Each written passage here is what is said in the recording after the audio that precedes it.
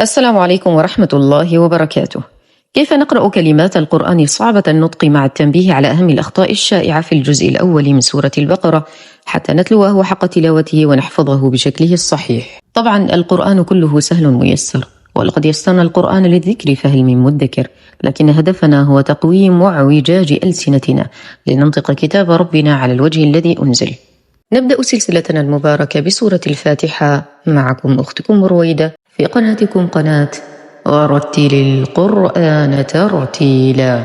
كلمة صراط في الآية الأخيرة من سورة الفاتحة، نلاحظ أن حروف هذه الكلمة كلها مفخمة، لا نقول صراط وهذا خطأ. الصاد مفخمة بأقل درجات التفخيم، الراء أيضا مفخمة مفتوحة وبعدها ألف، والطاء أقوى حرف في التجويد فنقول صراط بدون ضم الشفتين. انتبه لحرف الضاد بالكلمة الأخيرة من سورة الفاتحة، أقول ولا الضاء وليس ولا الضاء.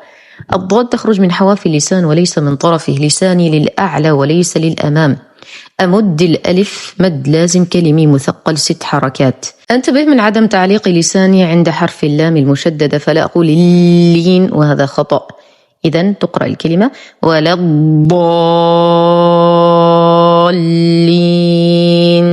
لدينا كلمة أولئك في الآية الخامسة من سورة البقرة الوجه الأول، نلاحظ أن الواو عليها صفر مستدير، هذا دليل على أن هذا الحرف لا ينطق، وأي حرف في القرآن تجدون فوقه هذا الصفر هذا دليل على أن الحرف لا ينطق. إذن أنطق فقط ضمة الهمزة فأقول أولئك ولا أقول أولئك وهذا خطأ. كلمة لقوا في الآية 14 نلاحظ أن اللام مفتوحة والقاف مضمومة والواو ساقطة بسبب التقاء الساكنين، إذن تقرأ لقوا الذين، لا نقول لقوا الذين أو لقوا الذين وهذا خطأ. كلمة اشتروا الضلالة في الآية 16 نلاحظ أن الراء مفتوحة والواو مضمومة، لا نقول اشتروا الضلالة، نقول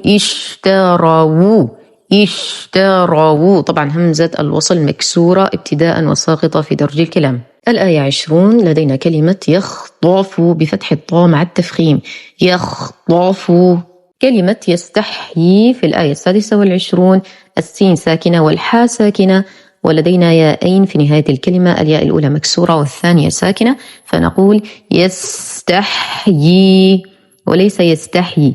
الآية 40 لدينا كلمة أوفي بعهدكم، ما الطبيعي ثم كسرة فاء فقط بدون مد، فلا أقول أوفي بعهدكم وهذا خطأ، والصواب أوفي بعهدكم، في بعهدكم، أوفي بعهدكم. آخر كلمة في الآية 59 كلمة يفسقون بضم السين وليس بكسرها، فلا أقول يفسقون وهذا خطأ، والصواب يفسقون، يفسقون. الآية 63 لدينا كلمة آتيناكم، لدينا ألف وقبلها همز فهو مد بدل، نقول وليس آتيناكم وهذا خطأ. كيف أميز نطق الهمزة عن مد البدل؟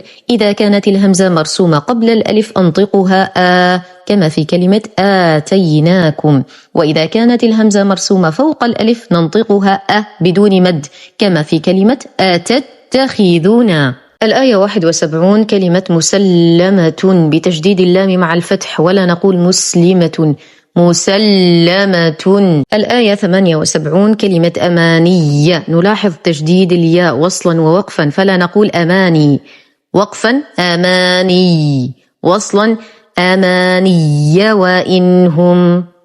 الآية 87 كلمة القدس، الدال مضمومة، وكثير منا يعلم أن الدال مضمومة لكنه يقرأها خطأ فيقول القدس أو القدس.